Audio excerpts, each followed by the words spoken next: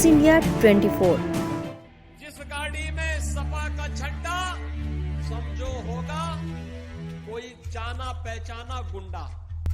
मुख्यमंत्री योगी आदित्यनाथ ने मंच पर अखिलेश यादव को लेकर तंज कसते हुए ऐसी बयानबाजी की जो अब चर्चा का विषय बनी हुई है। उन्होंने एक बार विधानसभा में सपा की लाल टोपी पर तंज कसा था। आज उन्होंने सपा के झंडे पर तंज कसते हुए बड़ी बात बोल दी। अभी सुनिए सीएम योगी का दमदार भाषण।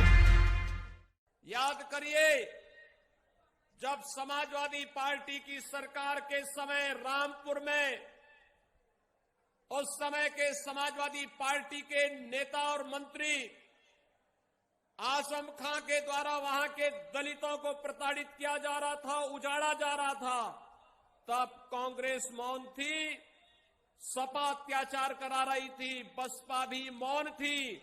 तब केवल और केवल भारतीय जनता पार्टी आंदोलन कर रही थी, क्योंकि वहां पर गरीबों और दलितों को उजाड़ करके उस समय सत्ताधारी दल का एक मंत्री सत्ता के संरक्षण में अराजकता पैदा कर रहा था, लेकिन ये हमें स्वीकार्य नहीं था।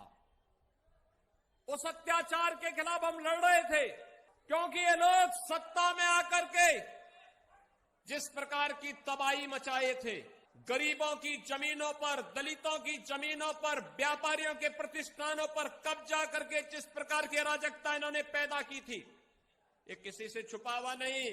और आजमगढ़ तो इससे अपने आप को कैसे वंचित रख सकता है? आजमगढ़ तो इसका सबसे बड़ा भुक्तभोगी था। होटल में आजमगढ़ का नाम लेते ही लोग कह देते, भैया यहाँ कमरा नहीं, रूम खाली नहीं। भाइयों बहनों, ये पहचान का संकट किसने खड़ा किया था?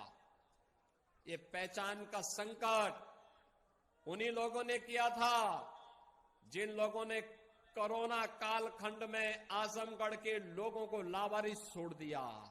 लेकिन आजमगढ़ के सांसद नदारद थे, वे गायब थे, उनका कहीं पता ही नहीं था, उनका पता ही नहीं था। एक बार तो मैंने पूछा, भाई सभी सांसदों का हालचाल लिया जा रहा, वो है कहां?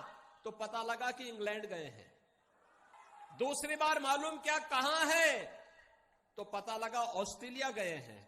आजमगढ़ के लोगों ने ऑस्ट्रेलिया और इंग्लैंड जाने के लिए तो उन्हें नहीं चुना था। कहा था कि वैक्सीन, ये वैक्सीन तो मोदी वैक्सीन है, ये वैक्सीन बीजेपी की वैक्सीन है। आप में से कितने लोगों ने वैक्सीन लगाया है? ये मोदी वैक्सीन आपने भी लगाया है ना? ये भाजपा का वैक्सीन भी आपने लगाया है ना? तो उनसे भी पूछो कि अब्बा जान भी लगा चुके हैं, अब तो लगा ही लो।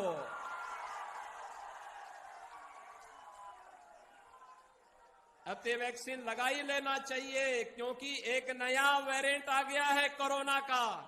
वैक्सीन लगा लोगे तो कुछ सच बोलने की आदत हो जाएगी, नहीं तो झूठ पे झूठ बोल करके जैसे आजमगढ़ के लोगों को धोखा दे रहे थे, प्रदेश के लोगों को धोखा दे रहे थे, पेशेवर माफिया और अपराधियों को प्रश्रय देकर के उनको अपने कंधों में ढोते थे, अपने सिर में लेकर घूमते थे, उस पाप के घड़े को लेकर घूमते थे। अपराधी, पेशेवर अपराधी और माफियाओं को अपने सिर में लेकर के ढूंढते थे, घूमते थे।